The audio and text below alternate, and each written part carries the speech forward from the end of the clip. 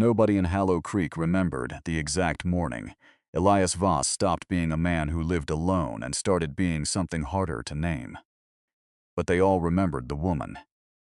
They remembered her because of the hour she arrived, and because of what she carried, and because Elias Vos had not opened his front door to another living soul in 11 years. He opened it for her.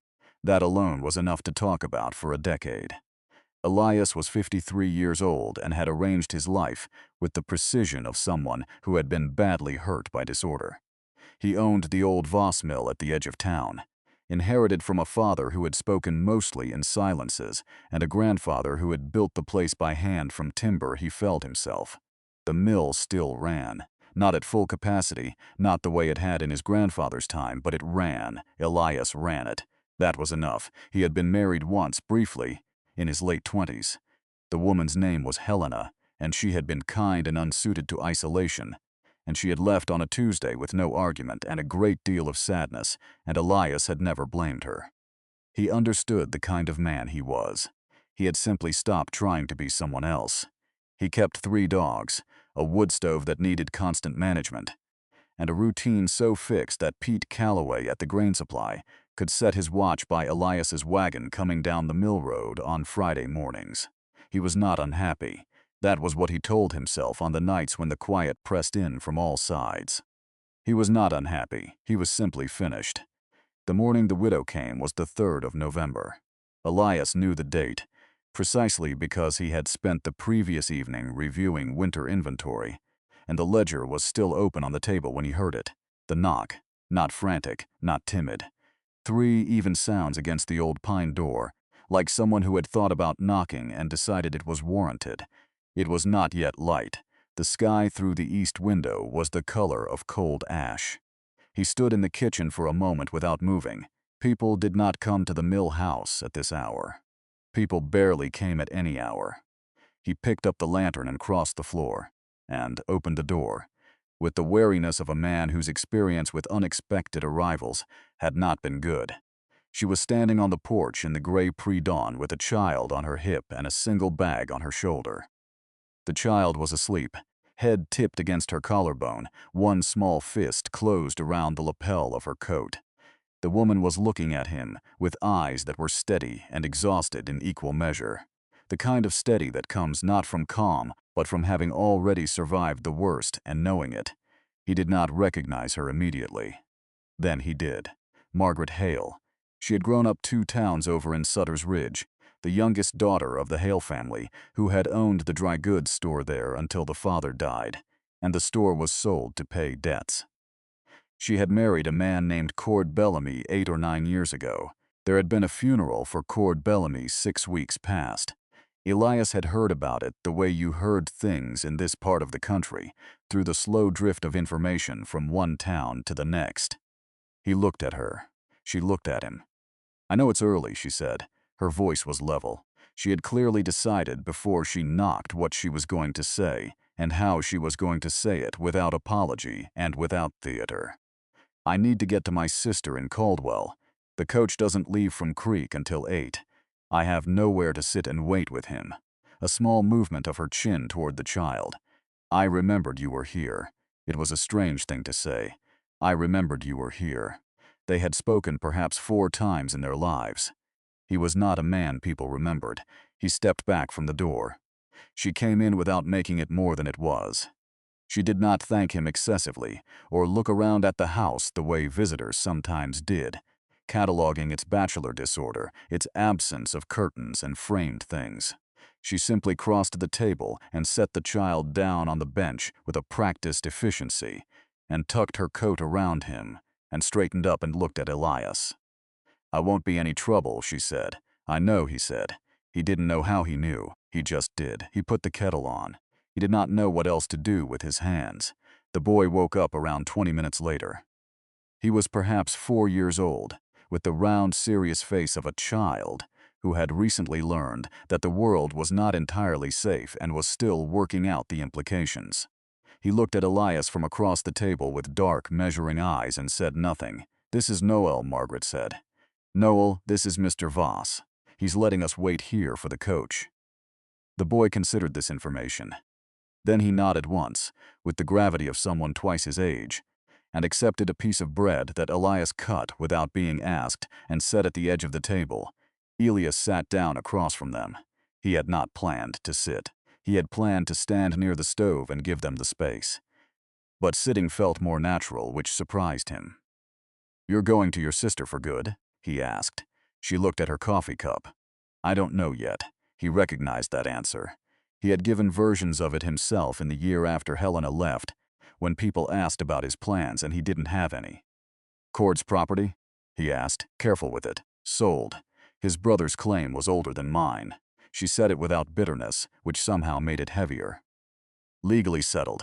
I'm not arguing it." She looked up then. "I want Noel somewhere steady while I work out what's next." Samson looked at the boy, who was eating the bread with the focused concentration of someone performing an important task. "How long has it been?" Elias asked. "Since Cord. 6 weeks and 2 days." She said it precisely, the way people count when they are still counting, when the number still changes every morning. He nodded. He didn't say "I'm sorry" the way people said it when they needed to say something. He just nodded, and that was enough, because she looked at him with a small, brief softening around the eyes that told him she understood the difference. The coach came at 8. He walked them to the road. Noel had warmed to him in the way small children sometimes do with quiet people, finding them less alarming than the loud ones. He stood beside Elias on the porch while Margaret secured the bag on the coach rack and said, very seriously and without preamble, "We have a dog at Auntie's." "That's good," Elias said. "Dogs are important." The boy nodded. "Ours died." He said it the way children say true things, plainly, without softening it. "Papa did too." Elias crouched down to the boy's level. He did not know what to say to that. He had never been good with children. He put out his hand, and Noel shook it with tremendous dignity.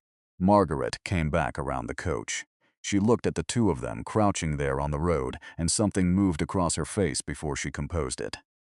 "Thank you," she said. "Truly." "It was just a wait," Elias said. "Yes," she said. She looked at him for a moment with those level, exhausted, steady eyes. Still, they were gone before the morning had properly started.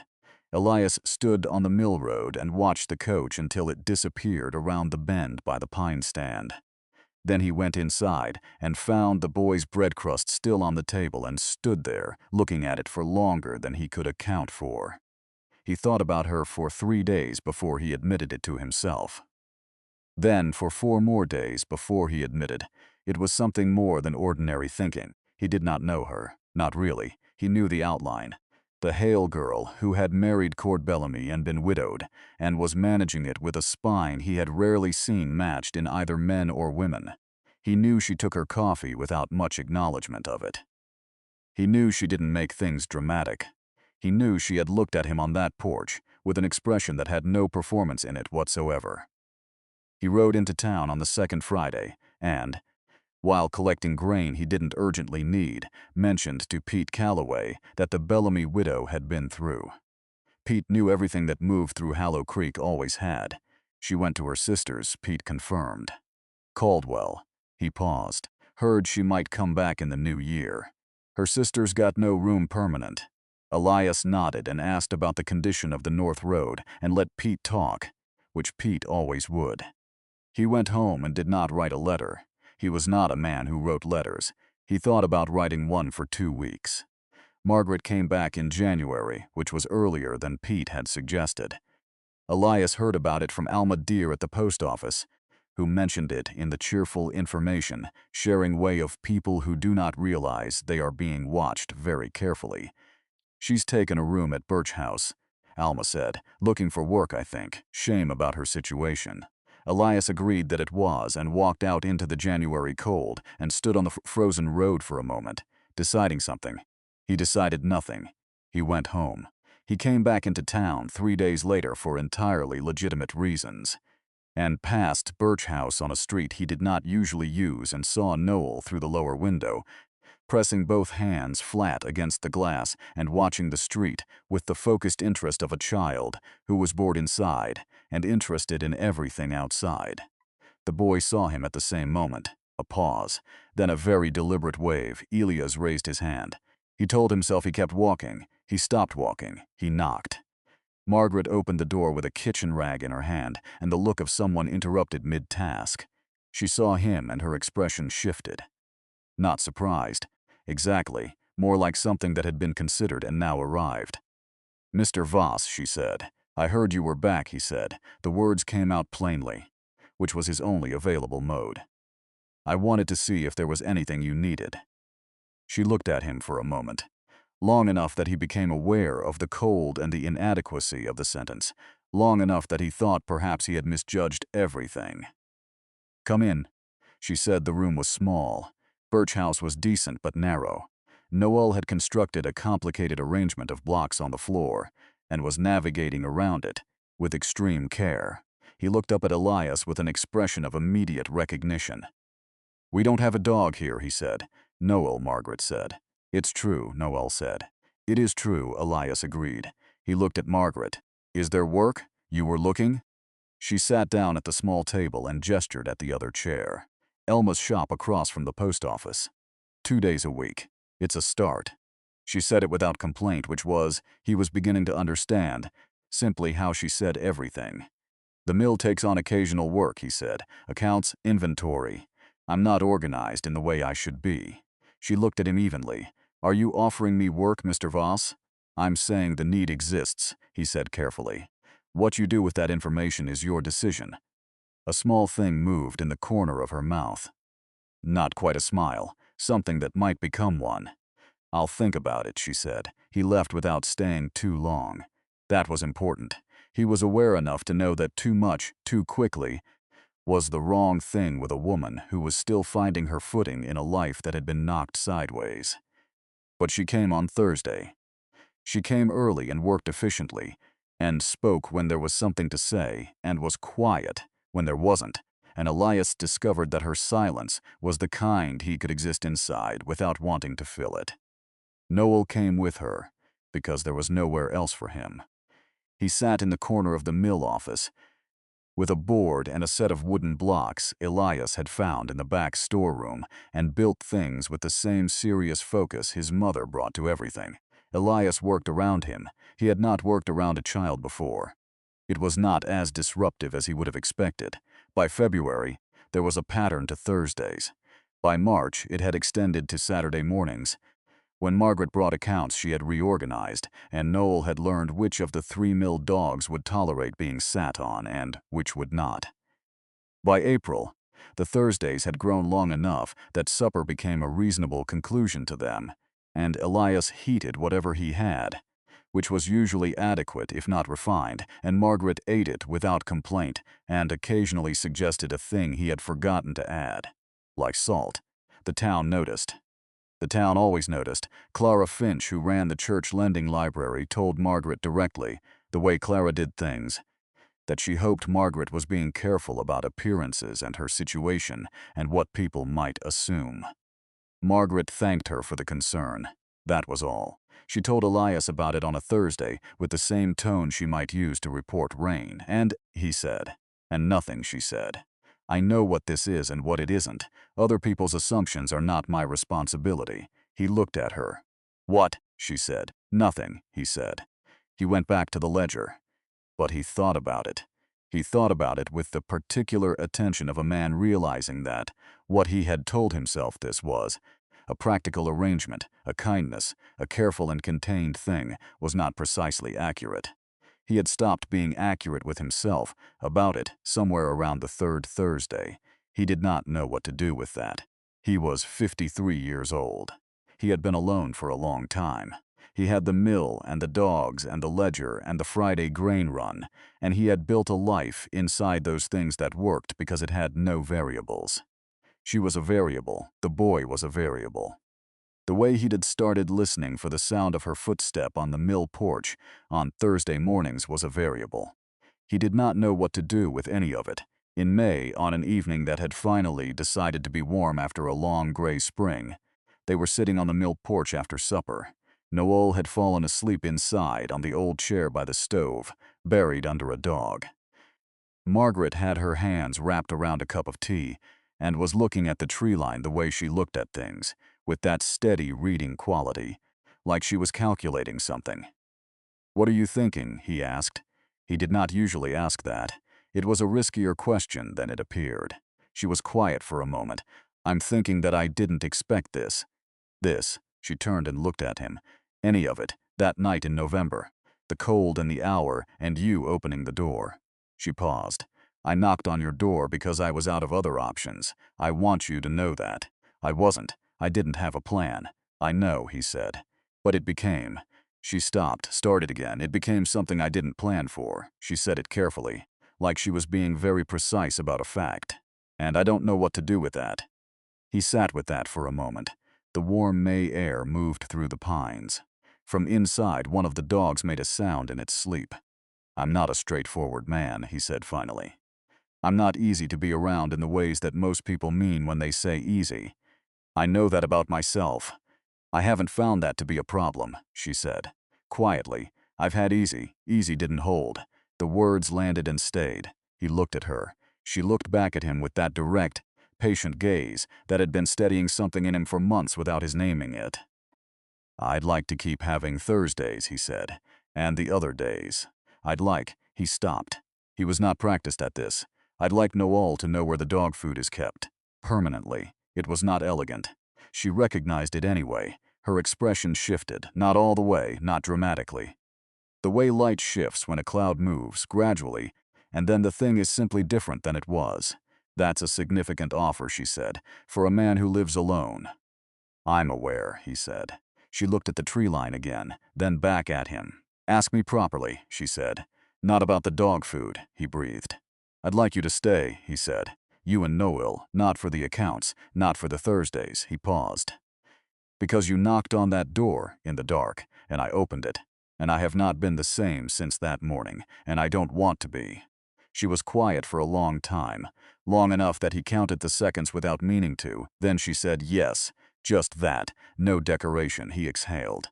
Noel woke up when the porch door opened. He appeared in the doorway with the dog behind him and his hair flattened on one side, and looked at the two of them with the calm assessment of a child who was always paying more attention than adults assumed. "Are we staying?" he asked. Margaret looked at Elias. Something in her face was open in a way he had not seen before, unhurried and unguarded, like a person who has finally put down something very heavy and found that their hands are fine. "Yes," she said, "we're staying." Noel's absorbed this, nodded, turned and went back inside, the dog following, completely satisfied. Elias looked at Margaret. And then something happened that he had not expected. She laughed. A real laugh, brief and surprised, like it had come up from somewhere before she could arrange it. He had not heard her laugh before. Not fully. Not like that. He felt it happen to him. They married in September. It was small. The mill, the porch, the same pine tree line, 3 dogs improperly attempting to be part of the proceedings. Noel stood beside Elias with the posture of someone performing a serious duty and held the ring with both hands until the exact moment it was needed, which he had practiced. Clara Finch attended and cried, and later said she had always thought they were well suited, which was a magnificent thing to say with any confidence. But nobody in Hallow Creek corrected her, because the day was too good for corrections. Noel began calling him Eli sometime around October. Not a decision, not a conversation. Just one morning the word was different, and then that was the word. And Elias found that it fit in the way a new name does when you realize the old one had always been temporary. In November, exactly 1 year from the morning she had knocked, Margaret brought him coffee on the porch, in the early dark before the mill started. It was cold the way November was cold up here, definitive, without apology.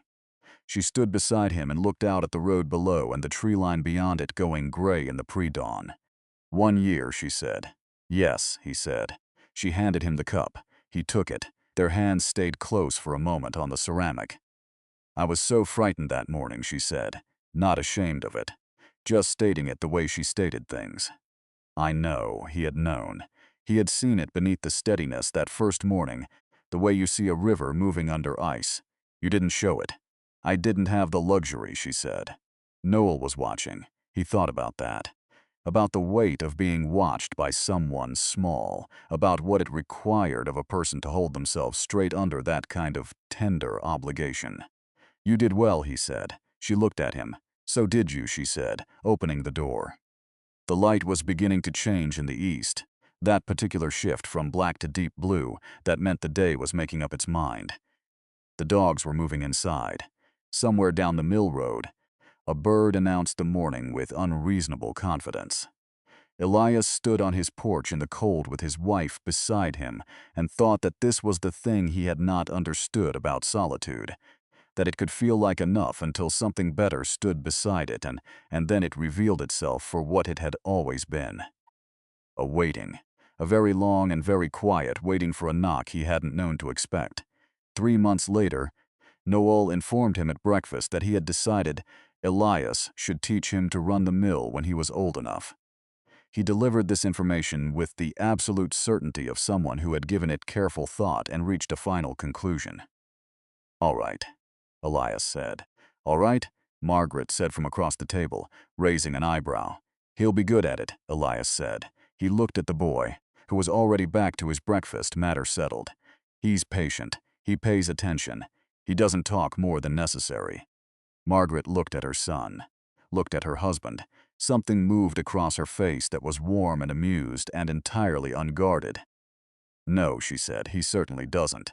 And Elias thought that he had been wrong about being finished. He had simply been waiting, in the long cold years of his careful solitude, for a morning in November, for 3 knocks on a pine door before the light came, for someone on the other side of it.